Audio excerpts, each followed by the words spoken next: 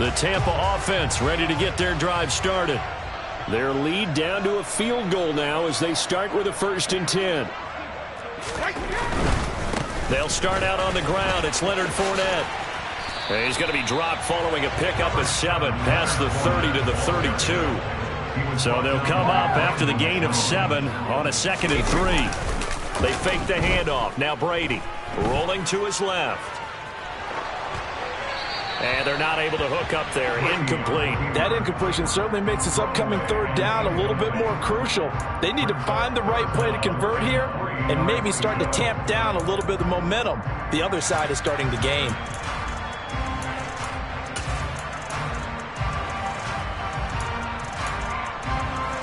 So the incomplete pass on the last play, and that leads us to a 3rd and 3.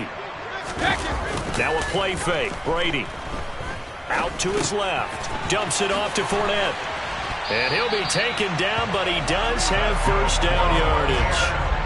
That gain of 9 buys them a new set of downs. Sometimes it's designed, and sometimes you just have to know when to leave the pocket and move and make something happen. And on that play, he was able to get on the run and was still accurate throwing the football.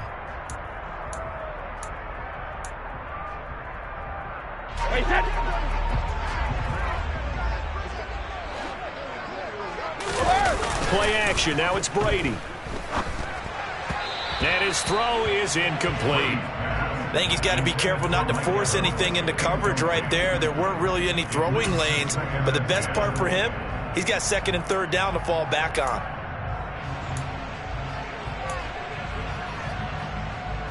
A good action to this point in the 3rd quarter. Just a 3-point game. 2nd and 10. Oh, they'll run it here on the jet sweep. And he'll be taken down, but not before he gets into enemy territory.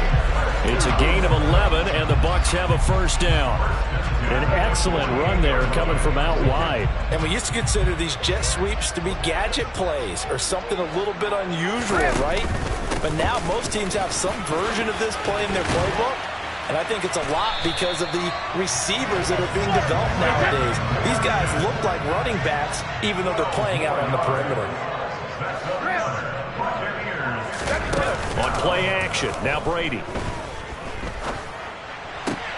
And my goodness, another interception. Picked up by Javon Holland. And the Dolphins are going to get the football here as he gets this up past the 20-yard line. The Dolphins at the line ready for their next drive. They've gotten right back in this ballgame after a very sluggish 1st half. Back when you played, after a bad half in the locker room, is it usually the coaches or sometimes the players who are the most vocal?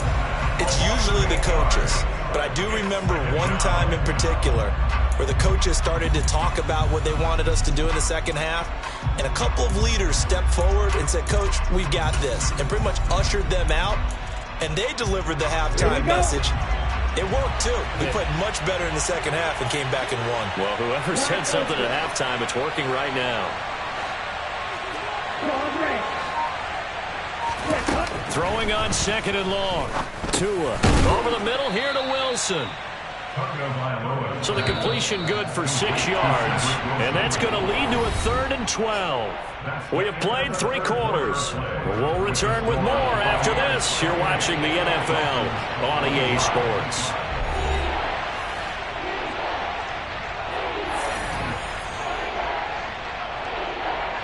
The offense on 3rd down tonight, they've hit 2 for 4 thus far. This is 3rd down and 12.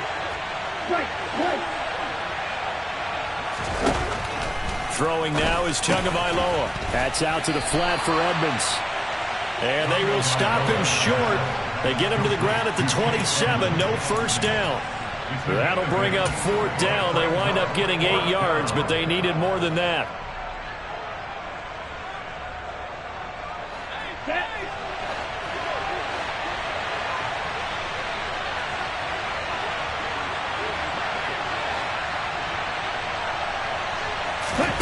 Fourth down, 4th quarter. Here's Tua. And it's going to be batted down. And will go the other way with the football. The Dolphins can't convert on 4th down. And the Bucs are going to take over with excellent field position to boot.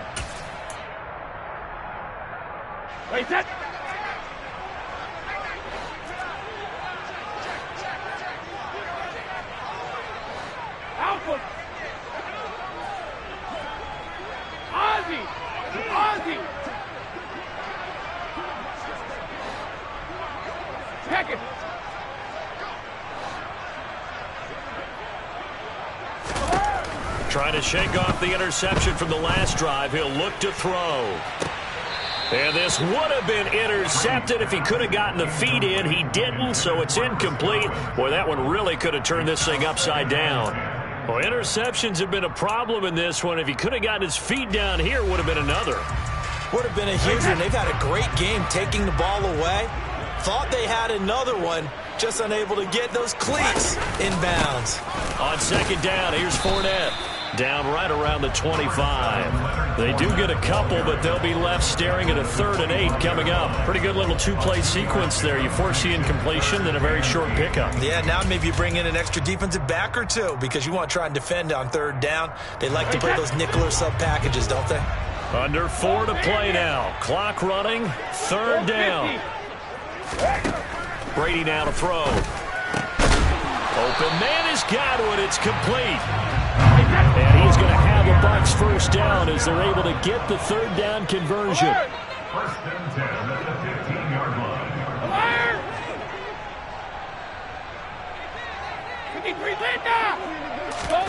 On play action, it's Brady. And he can't quite get there. Tackled down at the 1. So 1st and goal, 6 points here would go a long way toward wrapping this one up. Bernard, touchdown, Buccaneers. And that's certainly an important touchdown there. It makes this a 2-score game. But as we've seen, no lead is safe in this one with the way these two offenses have lit up the scoreboard.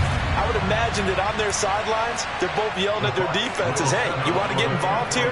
One big play from you, that could win the game for us.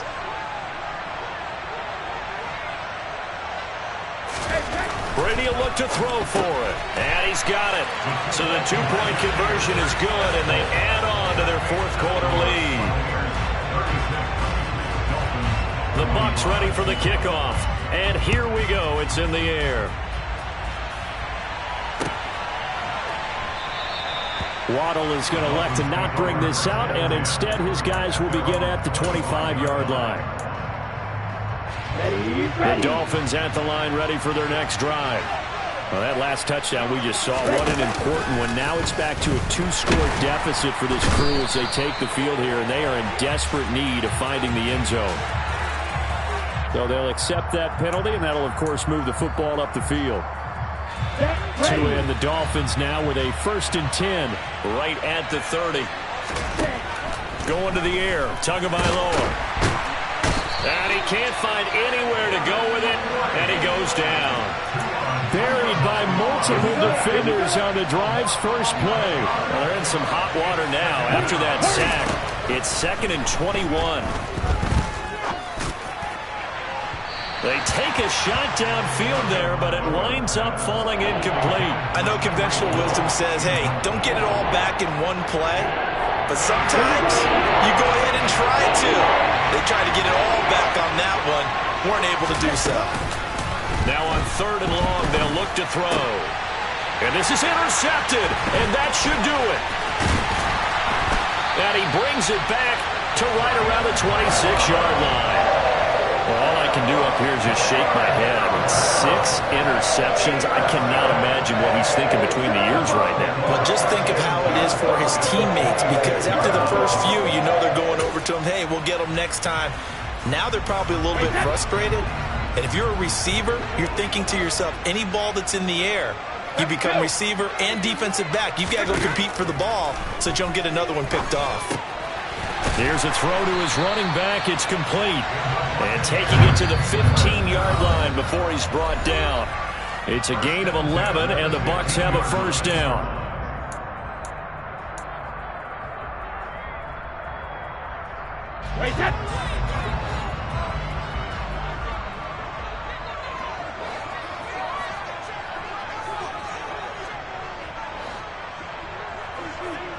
Hey, check it. Shadow. Brady. And intercepted. Maybe the turning point they need. Picked up by Xavier Howard. And the Dolphins are going to get the football here as the ball will come out to the 20. What a nightmarish game he's having now. 6 interceptions. that he has thrown. Absolutely unbelievable, isn't it? Hard to believe we're watching this and have seen it, but it just tells you about the game of football. It giveth and it taketh away. Yeah, the guys, though, that have thrown 6 interceptions in a game, the likes of Peyton Manning, Brett Favre, I think Joe Namath, he did it 3 times. Tua to throw. Connecting with Hill. And he gets this one just shy of the 40, down at the 39. 19 yards to pick up there. Move the chains. So from the 39 now, they'll come up on a 1st and 10.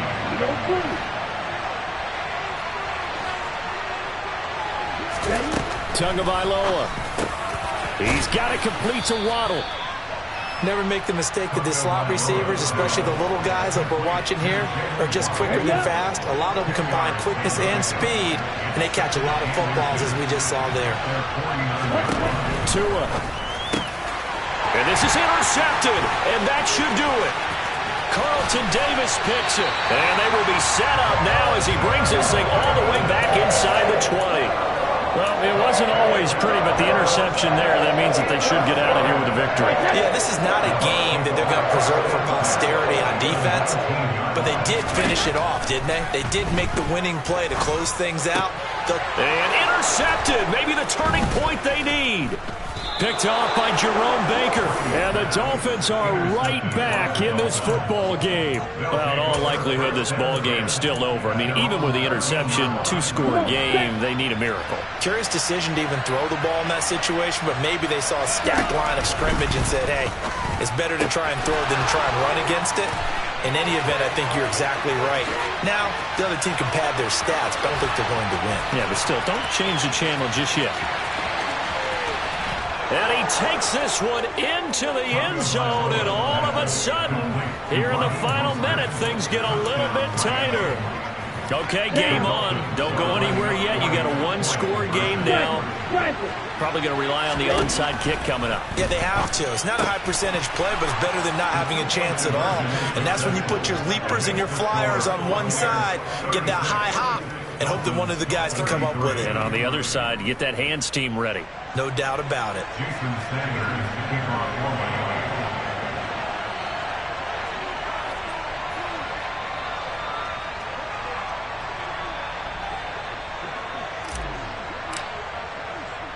Now after the touchdown, ready to kick it away is Sanders.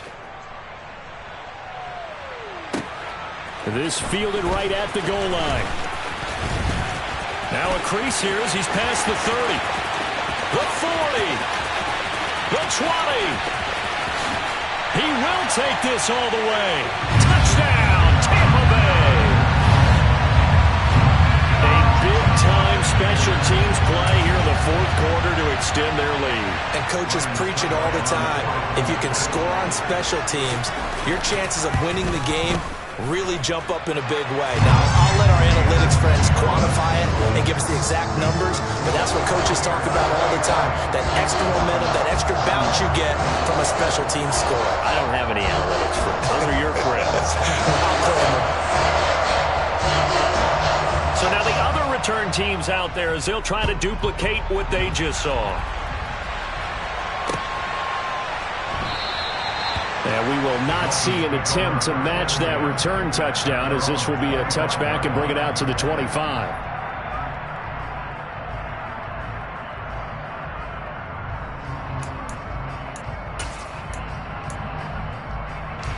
The Dolphins at the line, ready for their next drive. Well, partner, coaches always say that every play is designed to score a touchdown. Sometimes that's not really true, but last drive, and this is intercepted, and that should do it.